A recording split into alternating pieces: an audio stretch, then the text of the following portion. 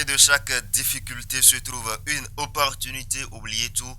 Et croyez en vos valeurs car il n'existe pas de malheur. Amis téléspectateurs, bonjour. Nous sommes vendredi 4 août de l'an 2023. C'est l'heure de connaître les grands titres des canards. Guillaume Houkarin à la réalisation ce matin me signale déjà la disponibilité du faisant du jour. Placé sous le signe Major. Retenez, amis chrétiens, que vous devez lire le psaume 57. Vous allez à la mosquée, vous êtes donc musulman. Le surat 25 est bon pour vous ce matin. Mettez les couleurs vertes et roses et sachez que la journée est favorable pour toute action spirituelle et favorable également pour toute action matérielle et physique. Attention à ne pas tomber donc dans l'imprudence. Big up Royal, la sainteté. On entame la livraison des grands titres des canards avec le Béninois libéré qui écrit ce matin: cherté de la vie au Bénin, 30 francs gracieusement augmentés au prix du litre d'essence. Le peuple attend les explications du gouvernement. Toujours avec le même canard, on lit fermeture des frontières terrestres avec le Niger. Les populations béninoises souffrent déjà le martyre. Le coopérant s'installe et titre grand oral à la résidence du président du conseil des sages de Porto Novo. Le patriarche Karim Urbain da Silva répond à tout et cloue définitivement le bec aux petites gens. Réhabilitation du palais royal des sept dynasties Waenu Djaka du Bénin, du Nigeria et de la diaspora.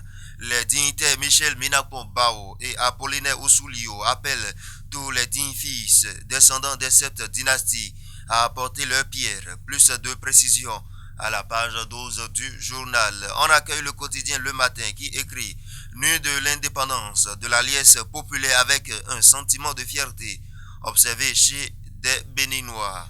Nous étions à Porto Novo, Mathieu Midengoï, voilà donc big up au DDC César Godono, le ministre Bakary sur RFI au sujet de la médiation et intervention militaire de la CEDEAO au Niger.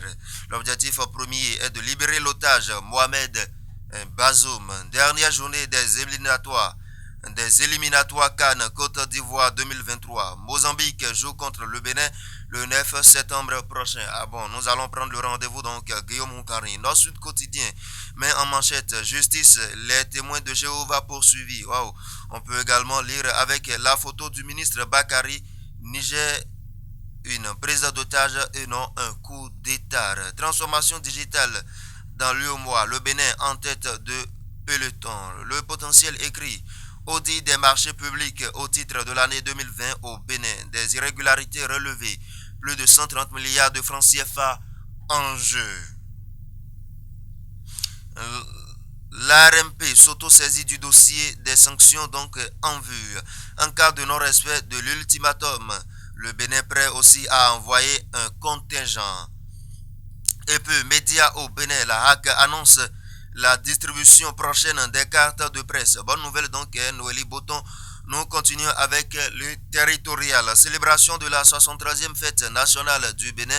Spectacle nu de l'indépendance. Liesse populaire dans plusieurs régions du pays. La saga des Agodiers ce soir au pied de l'Amazone à Cotonou pour boucler en beauté donc la célébration du 63e anniversaire de l'indépendance du Bénin. Introduction des classes socio-éducatives dans l'enseignement secondaire. Le gouvernement réalise la nécessité de former des citoyens de type nouveau. Nous allons boucler avec le leader du jour en audience au cabinet du président de l'Assemblée nationale. L'ambassadeur Gildas Akonkan se dit fier des précieux conseils de Louis Vlavonor. Formation professionnelle au Bénin. L'UNESCO renforce les capacités de 50 élèves, filles des lycées techniques. C'est la fin, mesdames et messieurs. Merci de votre aimable attention. Restez fidèles au programme de National TV. Nous nous donnons rendez-vous donc prochainement. Gardez l'écoute. Au revoir.